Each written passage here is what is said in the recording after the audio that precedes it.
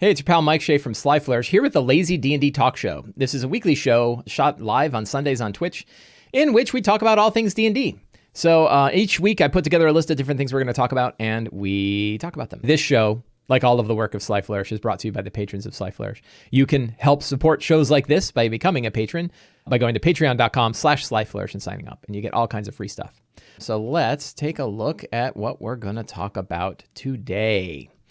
So I mentioned last week that the week before I had a really big week where I was hosted on both the D&D Beyond YouTube show, and on the Matt Colville's MCDM channel talking about Arcadia 6. All of those are now available on YouTube. So the Arcadia one was on YouTube to begin with, and that was a really fun appearance, fun to chat with Matt Colville for the first time.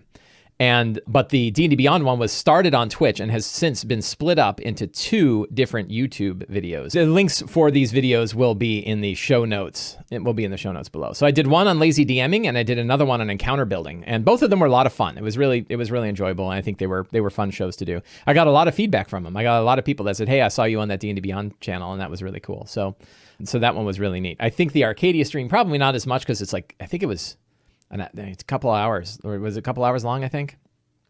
And I was the third guest, right? So, but these, it was directly about stuff that I was doing. So yeah, there's one on encounter building, and one about encounter building, and one about just lazy dungeon mastering in general. And really fun time to do. So I enjoyed that. So you can see those. If you want to watch more Mike Shea, if you're not getting enough Mike Shea, you can take a look at those 2 YouTube videos. They were lots of fun to do. The embarrassing thing was running the encounter builder, not realizing that the combat tracker and the encounter builder are not the same thing. So I think they wanted to build an encounter, and we never really got to it. But I think we got some good tips for how to use the encounter builder. So it says you can never have too much Mike Shea. I don't think that is true. My wife would say there is definitely a certain amount of Mike Shea. That's cool. Grimmacord is great already integrating. Yeah, that's really cool. I liked how the Grimmacord came out, and I really enjoyed it. So last week, I also talked about some uncovered secrets and adventure generators that are available to patrons of Sly Flourish. Two of the things you get are adventure generators and uncovered secrets. These are PDF documents. They have about 20 to 30 pages each of ways to help inspire your game and make it easier for you to run 5e games. And last time I talked about three new pages that I added to it. Let's see if I can remember them. God generator, a Lost Kingdoms generator, and a legendary monster generator. How to build legendary monsters.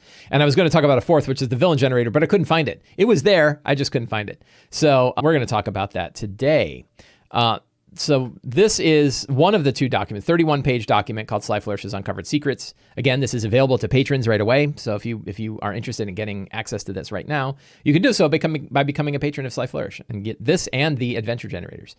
Most of the material that's here is going to be combined into a book that I'm going to be kickstarting in a couple of months called Sly Flourish's, called The Lazy DM's Companion. The 3rd book of the Lazy DM series, Return of the Lazy Dungeon Master, the Lazy DM's Workbook, and the Lazy DM's Companion. And the Lazy DM's Companion is going to contain guidelines and inspiration to make it easier for you to run 5e games. That's what it's intended to do. And it's going to have all these uncovered secrets. I think most of them, right? There's going to be a couple of exclusive ones that only patrons will have access to, but there'll be lots of stuff in here. So villains are one of these things. Villains are on page 14. So we'll go down. I'll talk about the table of contents. So last week, I was showing this off, and I had people who said, it's great, but it really needs a table of contents. And the answer is yes, it really does. It didn't when it was 5 pages long. It does now that it's 30 pages long. So I created a table of contents for it, and you can now, it is based on the PDF page number. So it's not linked or anything like that, but you can go and see that the villain generator, for example, is on page 14. And go down to page 14. So the tricky bit of the doing the contents is I think I mentioned this last time. I did not organize this well. Each page, each guideline is its own Word document, which means there's not a way for me to combine them and link them easily, right? I'm doing all the layout myself in Word, and it's kind of a mess. So there aren't page numbers on the pages, for example, which kind of sucks, I know. But it is based on the page number of the PDF. So given that they're PDFs, you can generally see what page you're on in the PDF and you can go to it. And the example is a villain generator, which is page 14. So if I go to here And I got 14. Bang, there it is, villain generator. See, the PDF tool does it. So the villain generator is kind of sits alongside like the NPC generator. I think, no, the NPC generator is in the other guide. And the idea here is like, if you need a front, right? So we talk about like Dungeon World fronts. I'm trying to get away from the lingo of front because you have to explain it to anybody, right? So I tie instead like the idea of villains, I will tie to the word fronts in case people are familiar with the idea of fronts. And same with like villainous motivations, which are kind of like the grim portents, right? The villainous quests. So it's interesting.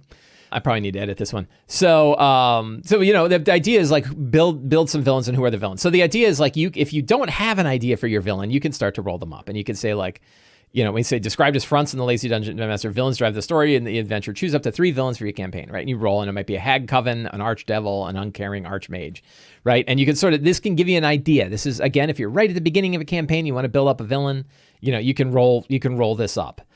Then I have a special section specifically for villainous heralds. I love the idea of heralds so much, right? And this is something that's brand new to like the Lazy DM style of your villain has somebody who is their front man. You have a villain has somebody who is out there in front of the characters talking about how to do this.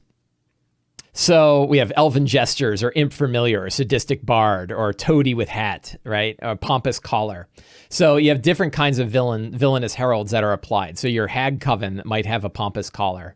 Your resurrected king might have a loyal villager, right, who becomes their herald. So really, really great idea. I love using heralds now. It's a common thing that I do. Then you have your villainous motivations. My little bit of editing is I think I describe both the motivations as grim portents when the motivation is their goal, right? This is the goal of the villain. What are they trying to do? Seek bloody vengeance, wishes to spread at the cost of everything, wants to get incredibly rich, wishes to devour everyone and everything, right? And so you can kind of use these to think about, these general ideas to sort of get specific goals that your villain might have. You have your corrupt emperor who wishes to awaken, right? There's an emperor. What if it's like a mummy emperor, right? Your demon prince wishes to devour everyone and everything. That's pretty straightforward. Your ageless lich wishes to, above all, to survive and grow. So it could be really neat. And then you have your villainous quests. What are the things that the villain is doing to accomplish these goals? What are they trying to do? And this really gets back into the main quest that the whole guide has, right? And the adventure generators in particular can build off of these quests, but recover ancient artifacts, corrupt local lords, awaken a horrible monster, build an army, destroy binding monuments, all kinds of things. So these are just, again, prompts to give you ideas about how to build your villain. The hope is that you can either read these and get ideas about what we're talking about in general and then come up with your own, or you can actually roll on them and start to let ideas form. So if you're right in the beginning of a campaign, this can kind of help you fire up ideas for your campaign. So all of these guidelines are kind of built around this idea. All of them are built to kind of help us get an idea of how we're going to build our adventures and our campaigns. That's the goal of this is fire off. So that is the villain generator. And there's 30 other generators that are like this. Most of them are inside the adventure generators, not so much in the uncovered secrets, but here's your NPC generator. It's funny that if you have NPCs, quests, and villains, I should probably go NPCs, villains, and quests. I don't know. But, how do you generate a quick NPC? What are situations that you would have in game? So there's lots of different kinds of stuff in this. I'm really enjoying these guides. I've been getting a lot of feedback from the people on Patreon and from my Discord, the Patreon Discord channel, to help clean these up. So I think they're really pretty good. I'm pretty proud of them. And I think they're going to be fantastic once they've been through editing and layout and they are sitting in the Lazy DM's companion. So that is the villain generator. Again, available to patrons right now. So if you sign up, if you are already a patron, you can go to your patron rewards and you can get links to it. You can also get them the pinned messages on Discord. Also has all of them. Then in the Patreon Discord channel also has them. Yeah, I mentioned the table of contents. So here's the adventure generator. That was Uncovered Secrets. That's the wrong one. What about this one? Wow, I linked to the same thing in both places. So that's totally not helpful. But the adventure generator, I should go find it. So here's the adventure generators, right? And the adventure generators also has a nice table of contents with all of the different things it has. It's a little bit shorter than the Uncovered Secrets, 24 pages for adventure generators, but all different kinds of stuff. Look at all the different cool things you get for doing generators. Core adventure builders, all kinds of stuff. Settlement. I really like this thing. I think it's taken a year to kind of build out, and I want to thank all the patrons who've been waiting every month and supporting it every month to help get this out there. So good stuff. And now easier to use with a nice table of contents to tell you what is where. You need a cult, you need a god, you want to do a heist, you want to do some underground exploration, you've got Lost Kingdoms, generate a Lost Kingdom, you've got everything right there. So thanks for the suggestion. I don't remember who suggested it. But thanks for the suggestion on doing a table of contents. It is far more useful, and it wasn't that hard to do. So one of the thoughts I had, I don't remember how this topic came up. The cycle of D&D, the cycle of the popularity of D&D ebbs and flows. Although I think there is a good argument to be made that we are in a different time for D&D than has ever existed before. So the popularity of D&D right now is higher than it has ever been, and continuing to get higher than it's ever been. And, but in times past, D&D's popularity has been really high and then really low and then really high and really low. And the thing is, there haven't been so many cycles that we can draw an accurate trend line. And the world changes so much given the popularity of streaming games and the popularity of playing games online and the tools to be able to play games online. There hasn't been there's no good way to do a prediction on this, right? But we can probably accurately say that generally speaking, one of three things can happen. It can continue to grow. It can level off and stay pretty stable, or it can drop, right? And then there's varying degrees of each of those. Maybe it grows and continues to grow exponentially, or grows at a greater curve, right? Maybe it sort of flattens out and wobbles. There's lots of different things, but generally it's it's going to get higher, it's going to stay the same, or it's going to get lower. And so a question I have, I have kind of churned the Sly Flourish empire into a business, right? There's definitely a business aspect to this, although I'm lucky enough in my life that I am not dependent upon it. And so far, while the Sly Flourish empire has done well, it hasn't become the goal, right? My goal, I couldn't state it more clearly than the first line of the Sly Flourish website, right? Helping Dungeon Masters run great D&D games. That's all I want to do. Right. And everything I do to aim towards that goal. The video you're watching now is aimed towards that goal.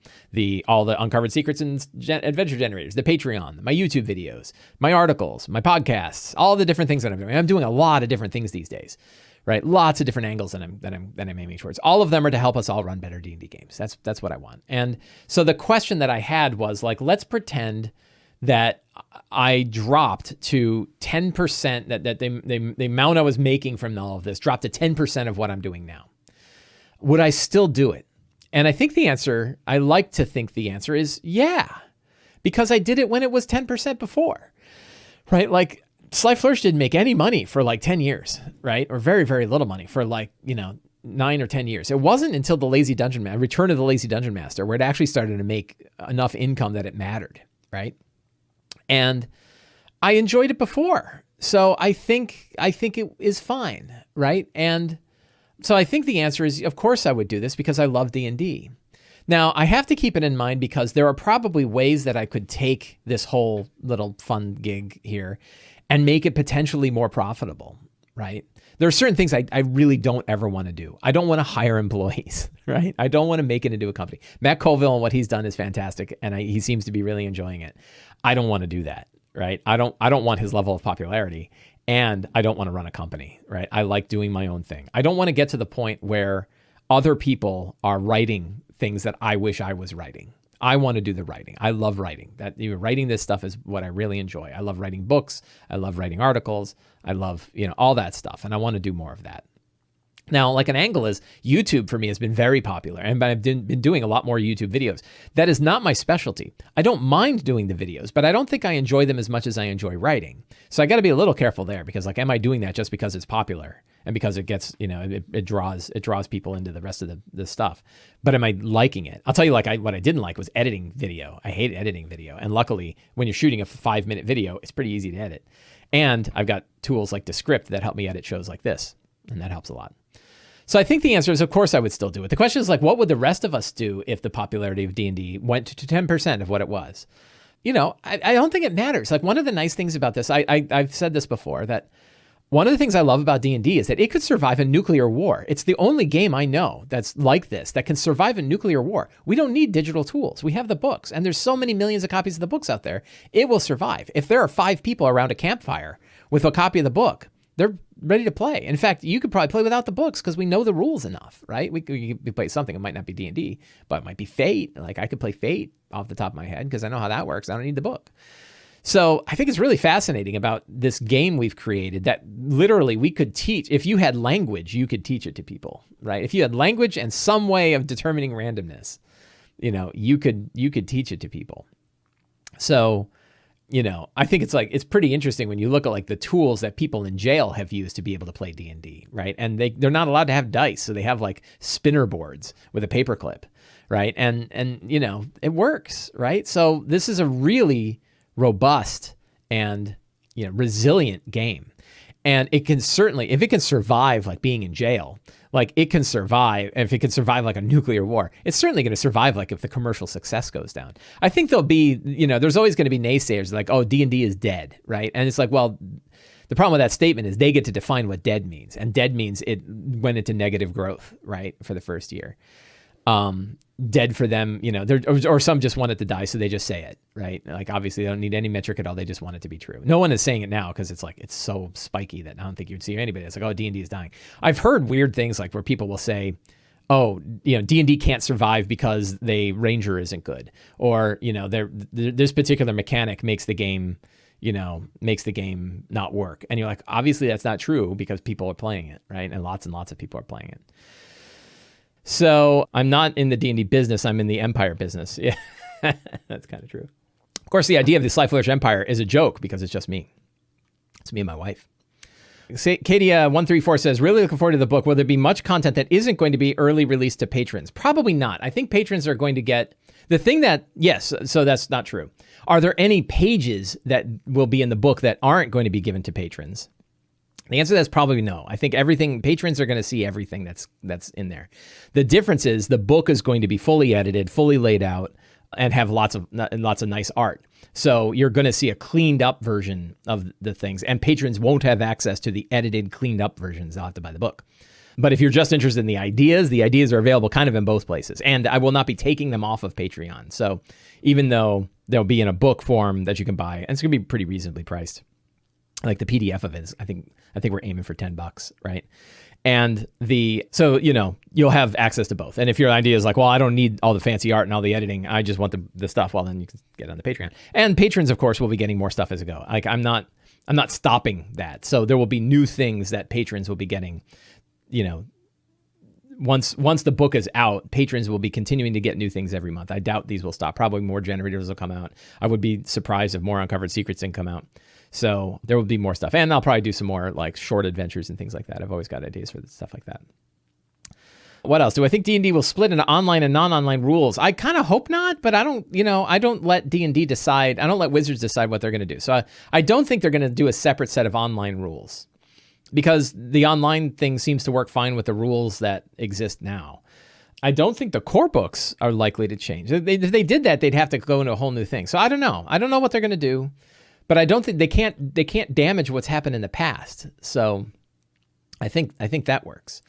The 4E haters that only talk about Pathfinder. Yeah. And then there's the 4E lovers who talk about their love of 4E. 4E, I'm surprised about, one of the things I'm surprised about, I'm surprised in a lot of ways about the popularity of 4E now, mostly because it wasn't popular all the time I was playing it. 4E did require a lot of digital tools, right? Like you really needed to have, first of all, you had to have a battle map and tokens and minis of some sort. It was built for the grid. And people argue, oh, you could run Theater of the Mind with 4E. I guess, but you had to like describe what a slide 4 is like, right? Like, or slide 5. They had all these weird stuff, right? And everything was based on squares. All the measurements are based on 5-foot squares. So it was different, but also like it was really hard to make a 4th edition character without a builder, right? Without some kind of digital tool. And I think Matt Colville is using Fantasy Grounds. He's using 4E and Fantasy Grounds, which has all the tools built in. So we're still using digital tools for it.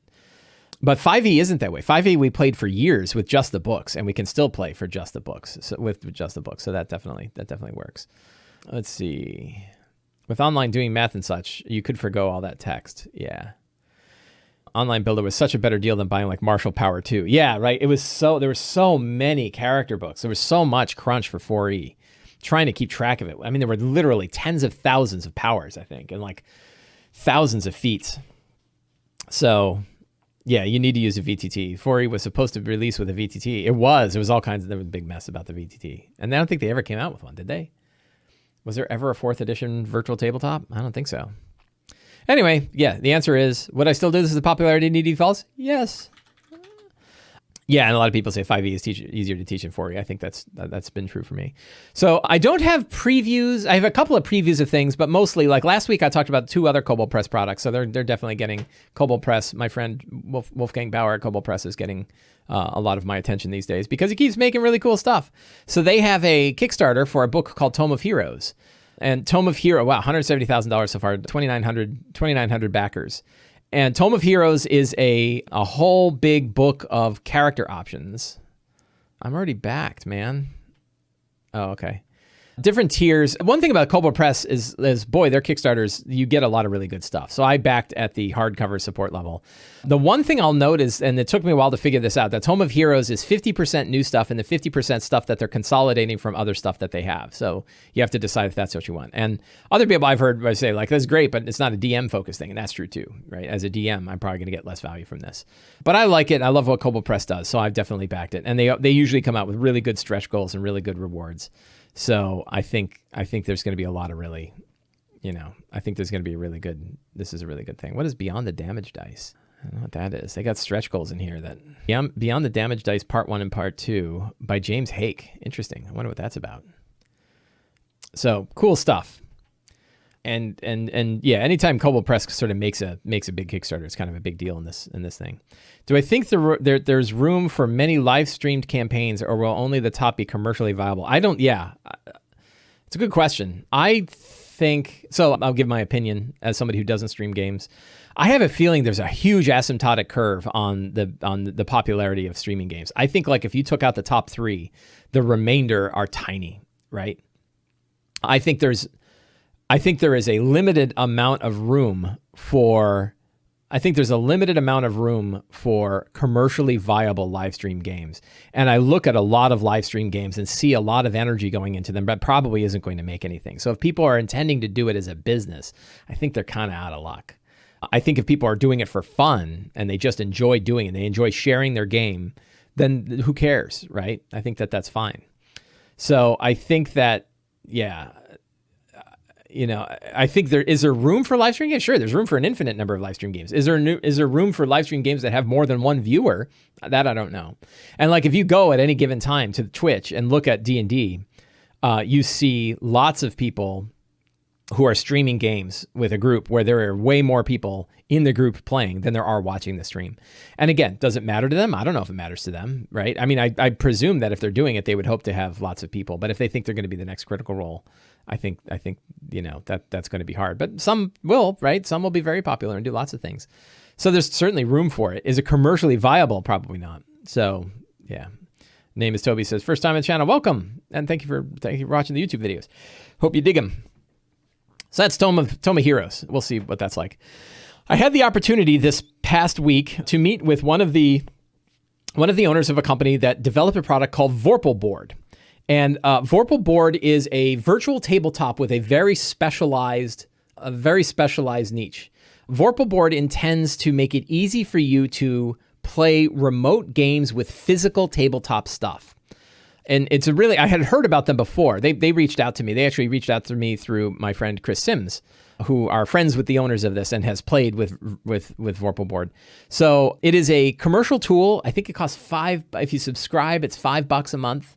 It's completely web-based. You don't need any local client. The only client you need is a client on your phone. Whether you have an Android phone or an iPhone, you have to connect your phone up to your account, and there's a reason why.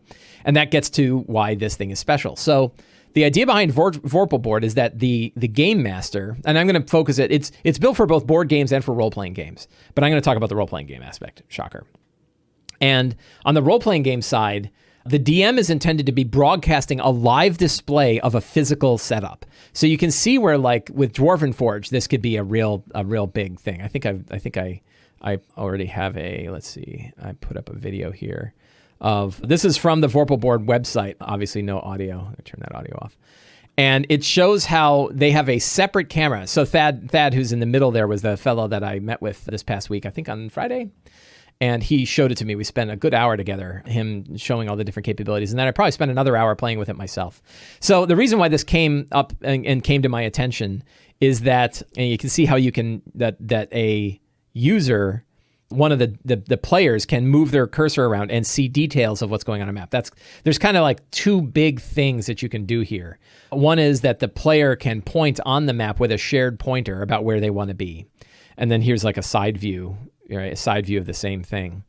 And the DM can see where the player is pointing, but then the player can also zoom in on various aspects. So if you have kind of a zoomed out board, they can zoom in and kind of take a look at some of it and see some of the detail. The other thing that it does is because it's using your phone's camera, and it knows to take a very high res version of the phone's camera at a higher resolution than like the thumbnails of players, right? And there's a big advantage in that because when you have a setup like a big Dwarven Forge arrangement, you definitely want to have a high-res version. So I was trying to do like a bastardized version of this with Discord. And the way I did it with Discord, so I had a Dwarven Forge setup that I had put together, and I created a second Discord account and had my phone logged into that account and then broadcast from that. And the problem is that Discord is treating every camera as though it's a person, and the resolution is low. It doesn't send a high-res version. The neat thing about Vorpal board is that it uses a low frame rate on a high-res image for the camera because it knows that that you want a higher frame rate when you're looking at people's faces. You want a lower frame rate when you're looking at a board, and it works really well. So yeah, Badfish, having the camera at an angle. Yeah, when I was talking to Thad about it, he said that he actually prefers the 3/4 view. That he prefers the 3/4 view from the camera's angle rather than a top view, and I could see the advantages of both. The company also sells as it's either part of their package. Let's see if they've got the store shop. So they have the RPG package for $45, which I think comes with like 3 free months, and it has a great big arm. Right? Here's the Vorpal arm, right? A great big, kind of like the arm I'm using right now for my microphone. They have one of these that mounts onto it that's specifically designed to hold your camera. It's got a 360 rotating thing, and you can keep it mounted on your table and move it wherever you need it. Thad suggested that you keep the arm in a stable place, and then you move the rooms around to kind of highlight the room, and that can act sort of as a fog of war. So that was pretty neat. It is so difficulty wise, like as far as where it sits among VTTs, it doesn't do any rules for you, right? So it doesn't have any integration of a rule set. It's really focused on video and the layout. It does have a dice roller built into it. If you want to roll dice, I can keep hitting play so you can see what they're up to. It has a dice roller built into it to help you roll dice. And it has a way to switch scenes, so you can kind of move your assets around on the page, and then flip with a hotkey switch between scenes. Rugrath says external springs are the enemy of sound energy. That's why I got a new boom arm to get rid of my external springs. And they have external springs in that one, but that one doesn't have a microphone on it, so you don't have to worry about the springs causing a lot of feedback in mics. That it's not so bad. So yeah, if that was a microphone boom arm, I would agree with you. Get rid of the springs. I had an old one that had springs, and I'm sure anybody that listened to my show would on occasion hear those springs go pong. So really neat system. So difficulty-wise, I will say it's a little bit more difficult to use than like Owlbear Rodeo because the way you line up the scenes and because you have to kind of connect your phone up and stuff like that. But it's got a lot of Owlbear Rodeo levels of sensibility. For example, you can just pass the link to your players, and your players can connect without any account at all, which is really nice. I think Thad said that it probably doesn't work particularly well when a player is on a mobile device. They're probably okay on a tablet, but it's going to be really hard to see anything and hard to kind of scroll around and do anything if you're using like a mobile phone and connecting through a mobile phone.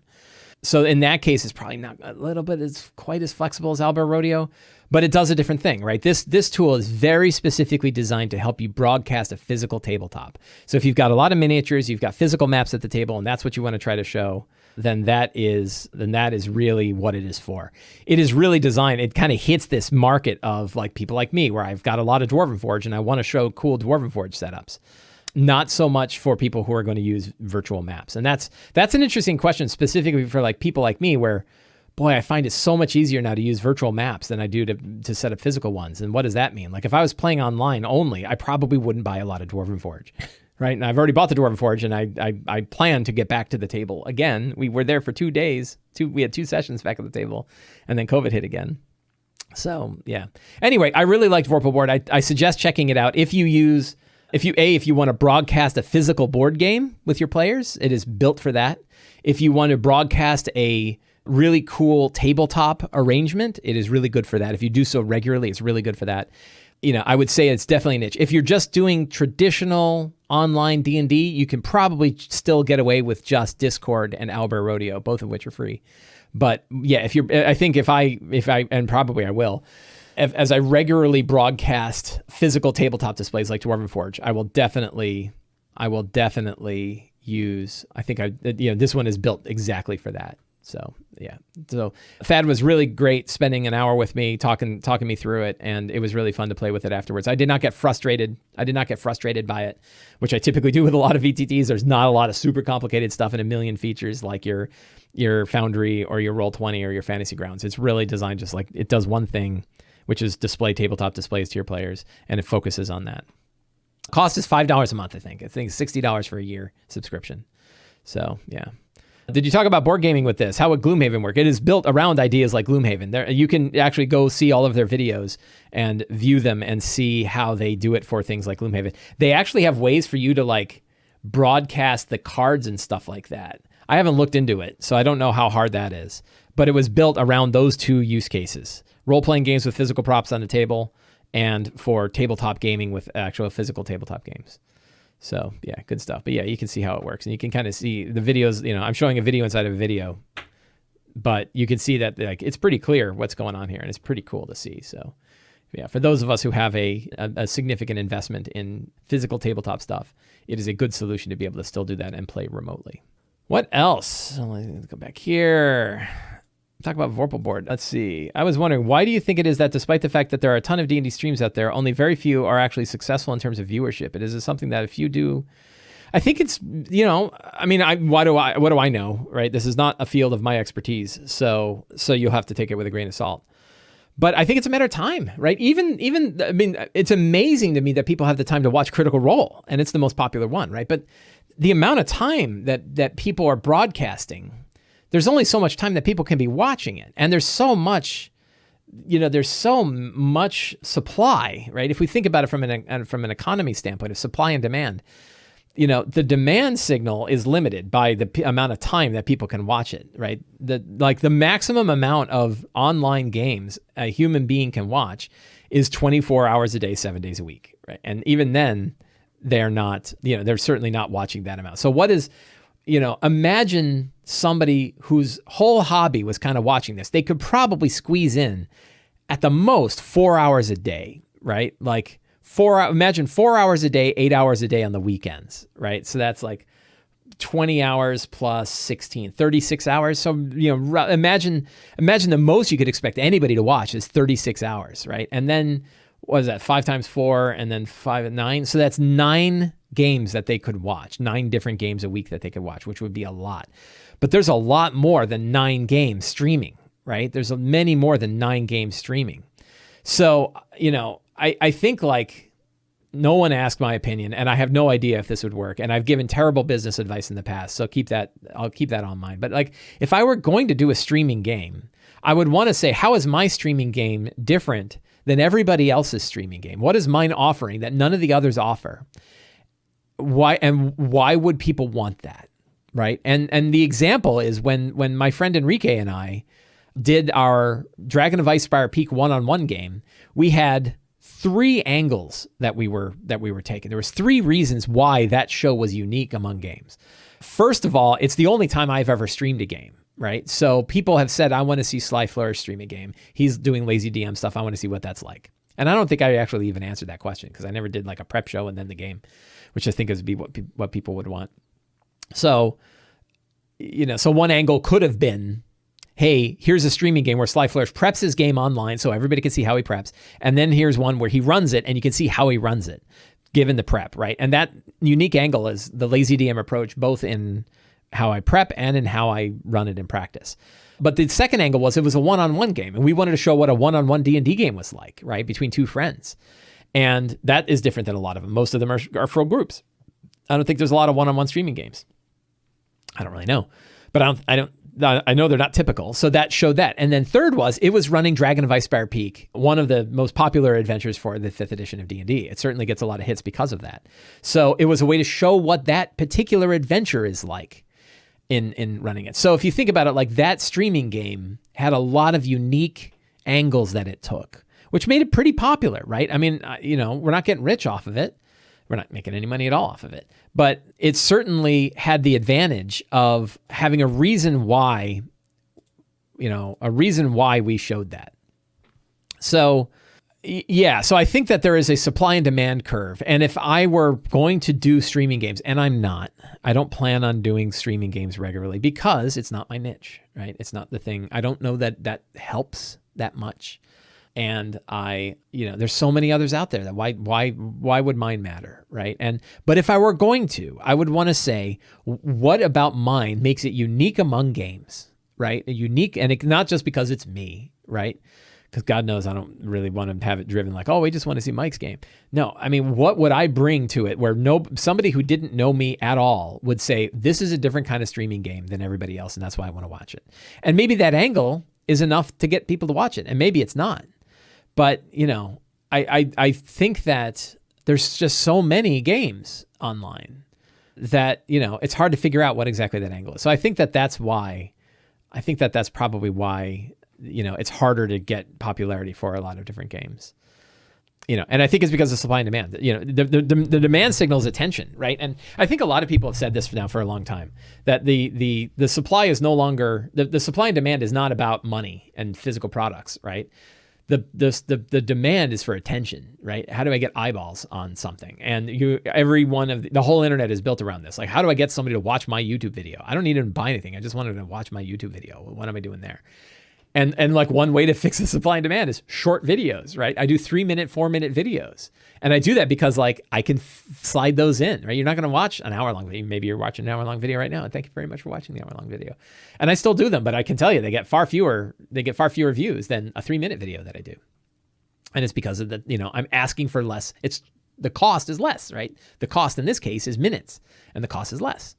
So, I think like that's another angle for an online, and they did it like Wizards had for a while, a really good approach. And I don't know what the hell happened to it, but they used to do these like 8-hour, 1-hour episode mini series of D&D. And they were great, right? They did one that was based on Storm King's Thunder. They did another one based on Tomb of Annihilation.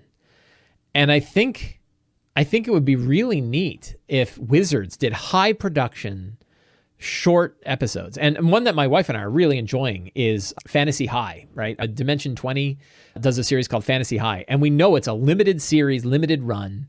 They're like an hour, I think they're 1 or 2 hour long videos, relatively short compared to the 4-hour streaming ones. And you watch them and you're done, right? And we like it because we know we can keep up. We know that it's already finished. We know we're not behind. The problem with Critical Role is like, I got behind immediately, right? Immediately they were making more content than I was watching, and I could not keep up. And you get kind of broken down. You're like, I know I'm never going to see the end of this, right? So, yeah, Dimension 20 is really good. And Dimension 20 and Fantasy High, I think really have a good angle. And I would see Force Grey, right? Force Grey was a really cool, short 8-hour, I think it was 8 1-hour episodes, right? And that's what I would want to see. And that's what, like, Enrique and I did that, right? So Enrique and I shot them as individual episodes. It's not like we played one big-ass long game and then broken up into pieces, but that would certainly be a way to do it. Instead, what we did is we knew it was one-on-one, so that means that the episodes were like an hour and a half. They were like 90 minutes, and we still got through the whole thing in like 10 episodes, right? So that means it's a fixed-run thing. You know you can watch it. You know you're going to see the beginning, middle, and end, and it works out.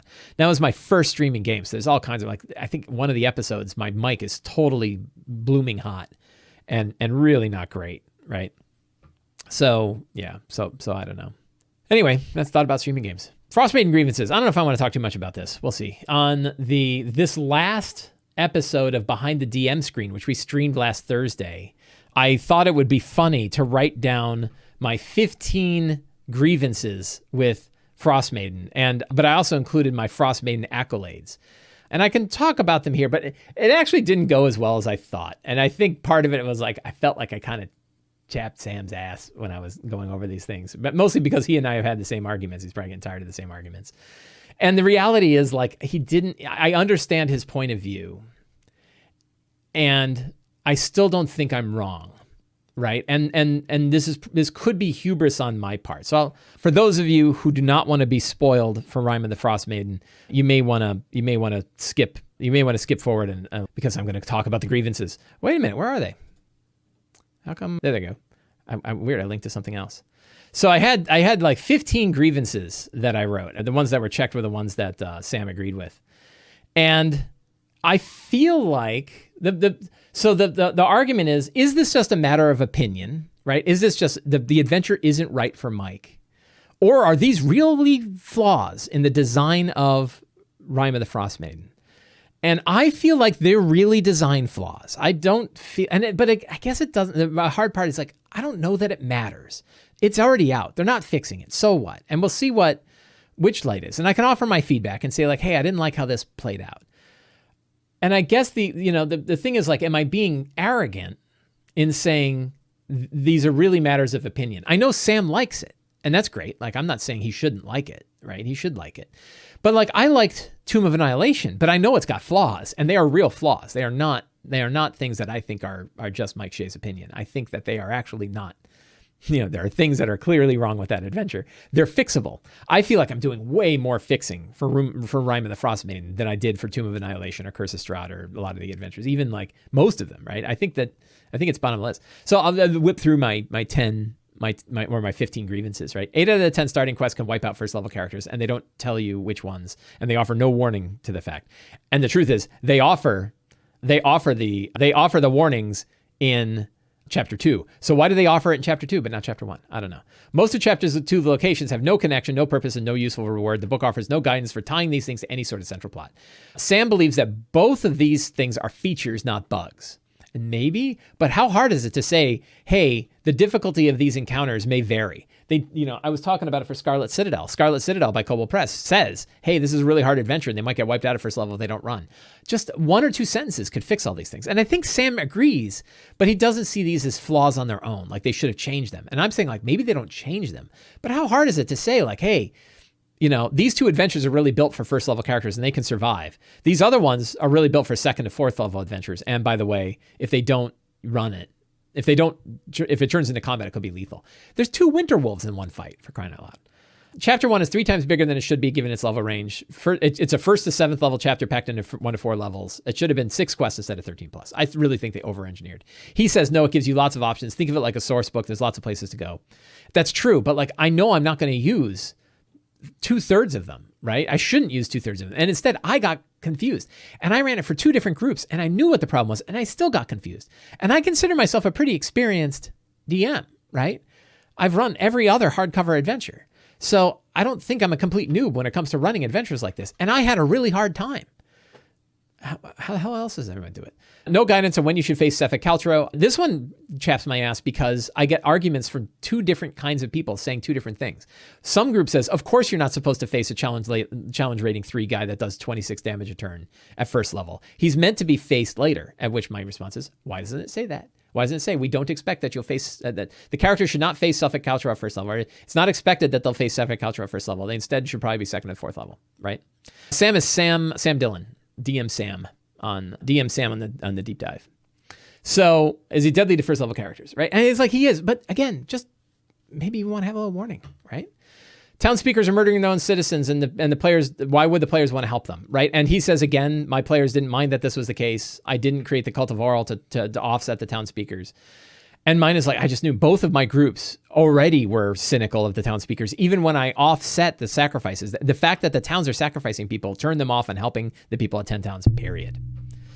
Why are there incest couples in Dugan's Hole? Both of us agreed that was really dumb. The Trials in Grimskull stock, both of us agreed with that one. The timing of the Shardle Dragon's attack and how quickly the characters can intercede doesn't work. He disagreed. But he talked about how he changed it because he didn't want to have all of 10 towns potentially wiped out. right? Shadow and Dragon's whole flight plan means you're likely to lose half of 10 towns. I didn't like how that worked out. It offers no real options to it. No motivation to go to Yethrin once you solve the Endless Night. Let's follow that evil woman into the undead dog sled. She seems nice, right? And yeah, it's like, why go to Yethrin? And you have to build a whole separate plot about why go to Yethrin and how Yethrin is connected to the Endless Night. You can solve the Endless Night by killing a rock, but apparently that's enough to stop a god. He agreed that was a problem. Oral's a big chump. The Frostmaiden is not some demon, prince, vampire, lich, beholder, crime lord, or archdevil. She's a god, and a cold-hearted one at that. Which is more dangerous at 8th level, so Oral or Sararak, right? Twice, and then really this is one big thing, which is more than once in the adventure, it takes threats and scales them to the character's level. The world is conforming itself to the character's level. And the way to argue that is Oral is a god walking around on Toril, walking around in Icewind Dale, and they scale her so that she can be defeated when you have 8th, 9th, or 10th level characters. Why isn't she 4th or 5th level, right? How come she is the perfect level to face the characters? Why isn't she 26th level like a Sararak was, right? Like, it doesn't make any sense. If you're going to throw a god in there, you should do it. I think it should be different. I didn't like that. Players have no idea what to do when they show up at Sunblight Fortress. They see the dragon fly away. Do they go in? In Sam's case, he described how they thought they'd be able to stop the dragon with a control mechanism inside. They made that hypothesis. And he was like, oh my God, what if it turns out they try to go in to find a way to stop it? And then they changed their mind and went back and saved it. But if they had gone in with the hypothesis that they could stop it inside inside Scarlet Citadel, so that's a Sunblight Fortress, then all of 10 towns would have been destroyed, and there's nothing they could have done about it, right? Hey, more trials in Yethrin. He said, no, they're not trials. They're totally different. That's totally fine. I don't know. I haven't actually read them that much. Dragon is a big wimp, too. Has 147 hit points. He is the size of a house, right? Again, the world is conforming to the characters. Why is that?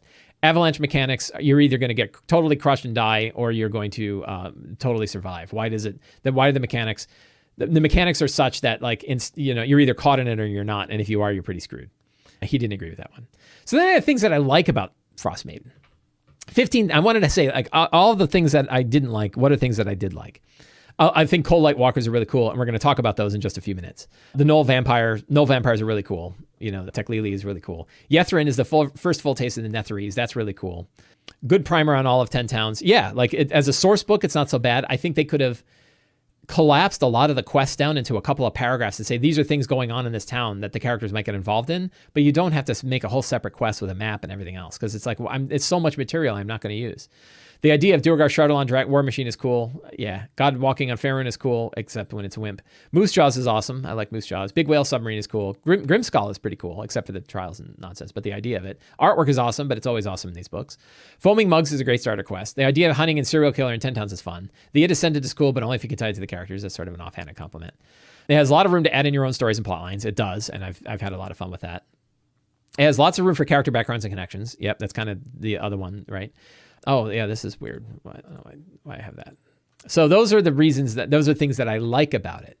So I've discussed it with Sam. Sam is very, the reason why I'm discussing it, Sam is very smart. He's looked at all of these adventures. He's done it, and he likes it, right? And what I found particularly interesting is when you have two people who are very experienced with D&D, who have run hundreds and hundreds of games and know this stuff inside and out, and yet have such a diverging opinion about it. And I think the reality is he likes the theme of Rime of the Frostmaiden, and I don't. And I think that's where we have a real separation. If I loved this adventure, if I loved the theme of the adventure, I think I'd have less problem with it, because I could make a list of grievances like this for Tomb of Annihilation, and it definitely has problems. I could make a list of grievances about Tomb of Annihilation that's similar to this, but I would be on the side of, yeah, but it's still good. I think the difference is Sam believes a lot of these things are features, not bugs. I think they are bugs. And I think if I was to argue about Tomb of Annihilation, I would still say they're bugs, right? I would still say they are design problems. And he agrees with the whole principle, right? And many of my things here are basically, they're not telling us how to do it, right? Tell us, help, as I say, help a dude out. I paid you $50, help a dude out, right? And I think that if it had just said, and it does in some places, right? At the beginning of chapter 2, it says some of these encounters are going to be deadly if you're too low level. That's all I'm saying, right? Like, say that for the quests. Maybe a little bit more to say, like, by the way, these 2 quests work really well for first level. These other 8 are really designed for second level and above. Say things like, hey, you're hunting for Sefek Kaltro, the expectation is that they won't be facing him until they're second level or above, right? That they shouldn't, if they're facing him at first level, they're likely to get killed. A lot of other books do it. It's one sentence. It doesn't take a long time. So yeah, those are my grievances. I don't know how well that show came out because I think it was just the two of us bickering for an hour. But yeah. Oh, I lost all my stuff. Chapter 1 should have had 2 tiers for quests, first level or not. Yeah, I agree, right? I think they could have said, like, these are our first level. And it kind of does. If you say, hey, run, and this is what I do, right? Like, just run the Bryn Shander quest. Run Foaming Mugs. Foaming Mugs is a good first level quest. Just run that, right? Then you're better off. So one of the things that we argued about, or we didn't argue, we're both on the same side on this one, was the flow chart in Rime of the Frostmaiden. I'm going to pull it up here because I don't want to get it wrong. Adventure flow chart, right? Here's the adventure flow chart. Chapter 1, 10 Towns. Chapter 2, Icewind Dale. Chapter 3, Sunblight. Chapter 4, Destruction's Light. Chapter 5, Oral's Abode. Chapter 6. It's a list of the chapters of the book. The table of contents has these chapters, right? 1, 2, 3, 4, 5. I don't need a flow chart. Whoops. I don't need a flow chart to organize the chapters of the book, right? A flow chart is a flow chart. Show me options.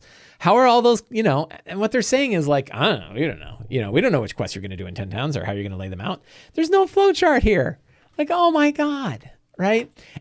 And even better, it's still wrong. And it's wrong because the Sunblight chat, first of all, Destruction's Light likely happens before Sunblight. And both Destruction's Light and Sunblight can happen during chapter 2. So it's not even though it's just a list of chapters, it's still wrong, right? It still doesn't display how the flow of the campaign plays out because these 2 chapters are flipped and they're in here. So that just cracks me up. It reminds me of like encounter building. Like, hey, we're going to make you do a whole lot of math and it's still not going to work, right? So do I have a printed WotC book that I recommend for new players and new DMs? Yes. Pick up the D&D Essentials Kit. Read my guide on it because there's still some things that it's still not perfect. But the D&D Essentials Kit, I think, is the best way. The starter set and the Essentials Kit, I'd probably go with the Essentials Kit first. I think it's better. But the D&D Essentials Kit is a fantastic way to do it. Do you skip chapter 4 if your characters are 5th or 7th? I don't know. I don't know how to do it, right? That's the thing. Like, the levels are also all over the place. Rime of the Frostmaiden feels like it was a rush job. I'll tell you, it was a rush job was Descent into Avernus. That was a rush job. I don't know about Frostmaiden. I don't know how it worked. I know it had 1 million authors, and I bet trying to combine all the material from 1 million authors was probably tough. And if they had to re-edit it afterwards, that could be tough. But I don't know. I don't know what happened. And I don't blame authors. Like, one thing, I don't blame the authors of these individual pieces because somebody put it together, right? And it's put together as kind of, I don't think the process worked. It's not about the authors or their talent or their capabilities. It's about the process. The art's really good. Anyway, so my friend wrote about flowcharts, and he kind of laughs about, so like the first time, I remember when it happened, the first time they put a flowchart in, like this is the flowchart from Storm King's Thunder. And it's a real flowchart. It's got real things going on in here, right? It shows you like, hey, here, 2 different ways that you get in. Here's what, the next chapter that you get. Here are these pieces, It's a real flowchart. And people liked it and said, this is really helpful. And this is the only one that I think they've done that has been helpful. Every other flowchart they put in their adventures, a lot of times they're just a straight line. And it's like, a line comes in, a bunch of things happen here, and a line goes out. And again, 13 quests are in chapter 1. 13 quests for 3 levels of play. No description about how they're supposed to operate. Which ones should I expose? How many should I expose? How do I expose them? Nothing about like how to put these quests other than here's a bunch of rumors they could hear. Should I give them all of them? Should I only give them 2? How many rumors do I give, right? I don't know. I've done it for 2 different groups and I still don't know how to do it, right? So, yeah. Anyway, Teos has got a really good article that talks in detail about flowcharts and where they work and where they don't and how they come up. I'm going to link to the notes below. As a flowchart, an actual branch and choice, rethinking flowcharts, flowcharts that truly branch out. He's got descriptions of this, lots of interesting stuff. So a really good article that dives deep into this problem of how do flowcharts work. So I would suggest taking a look at that.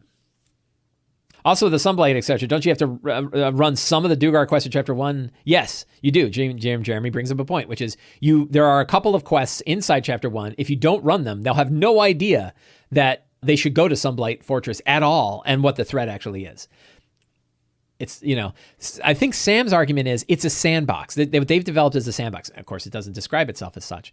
And it doesn't say, like Sam is saying, like, when you have all these places in chapter 2, you need to connect them. It doesn't tell me I need to connect them. It just says, here's a bunch of places. So again, help me out. Describe how sandboxes work. They have an opportunity here, right? And I know a lot of brand new DMs are starting with Rime of the Frostmaiden. I know this is true. I see it on Reddit all the time. Lots of people who are starting with Rime of the Frostmaiden because it's a big deal, because the marketing team kicked ass, right? And they're not helping you. So I don't know, boy, deep end of the pool. It's not even just the deep end of the pool. Again, I've been playing D&D for 30 years, and maybe that's getting in the way. I don't know. Maybe my experiences actually make it harder for me than new DMs who are having an easier time. That's possible. I don't think so. Are we too dependent? This is actually, I think, this will be kind of our last conversation for this show. When it comes to, this is really was intended when I was talking about the Tome of Heroes for Kobold Press, right? Kobold Press is going to put out a big book of new character options. And I think it's cool. I'm backing it, right? And I think it's great. But because it's not in D&D Beyond, it's going to limit its ability. That D&D Beyond, Wizards has created a monopoly with D&D Beyond. And I don't know why it exists. I have a hypothesis, though. Can you play? It's not a true monopoly because can we play D&D without D&D Beyond? Yes, absolutely. It's sort of like when there was a while where people were like, Apple is a monopoly with the iPhone. And you're like, what? A monopoly on good design, right? A monopoly on devices people like to use? Like, that's not a monopoly. Like, anybody can make one, right? Nothing's in the way. And that same thing, like D&D Beyond's monopoly really is that it's a really good tool, right? That they've done an outstanding job, but there's not a single piece of exclusive content in there. All of that content is available both in books outside. It's available in multiple virtual tabletops, right? You can get it in. So I think there's a way to connect. Well, yeah, so Foundry doesn't have it, but both Roll20 and Fantasy Grounds, I think, have it, right? They have all that material. And here's the really weird bit. Fantasy Grounds and Roll20 have the third-party material too. Now, I think it's pretty safe to say that it isn't D&D Beyond's choice not to have third-party stuff. There's some kind of agreement they made with Wizards of the Coast that is limiting their ability to add third-party stuff. And that came because a while back, they tried to make I think it was for a MOBA, right? There was a multi-online battle arena game, and they tried to make a 5th edition style thing that was part of D&D Beyond. And it was released as a PDF on D&D Beyond for a short period of time and then disappeared. And they said, we're afraid that we have to take it down. And the general thought was WotC made them take it down because obviously they wouldn't want to. They put a lot of money behind it. So it seems like whatever agreement Wizards of the Coast has, a League had a marketing deal. Yeah, it was League of Legends. Yeah, I think you're right. League of Legends had a marketing deal and they worked it out. And they tried to publish it and they didn't. So there's some third-party stuff, very, very little third-party stuff on D&D Beyond. And I don't know if they have to get an agreement from Wizards of the Coast to put it up there or not. It's not really clear. I think the best argument... So then my question was, well, what makes them different? What makes them different than Roll20? Why is it Roll20 doesn't have to ask for permission to put third-party stuff up, but D&D Beyond does? And I think the best argument I have heard between the two of them is that it has the word D&D in the title, right? Because it's called D&D Beyond and not like Beyond 20, although there's another Beyond 20, right? But not RPG Beyond or something, innocuous like that, D20 Beyond. Because it's called D&D Beyond and because they've signed up with a license agreement for the phrase D&D, that is why they are limited in what that inhibits them from publishing third-party stuff, including probably other RPGs, but certainly other D&D stuff. That limits them, beyond what Roll20 is limited on. So Roll20 can have Tashas. It does have Tashas. There was a period of time, I think, it was really weird, where I thought that that Roll20 and Fantasy Grounds both said. That both Roll20 and Fantasy Grounds said, we're going to have Tashas in our system. And D&D Beyond did not say that. And it was like, wait a minute. Is Wizards withholding Tashas from D&D Beyond? What's going on there?